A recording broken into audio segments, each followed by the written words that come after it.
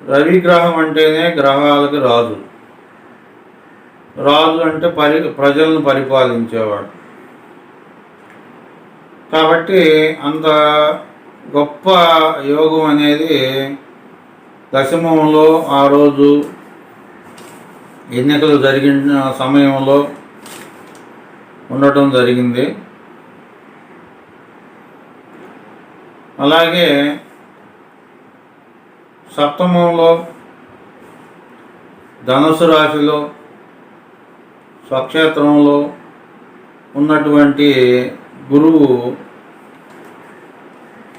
మిథున రాశిని, అంటే జగన్ గారి జన్మరాశిని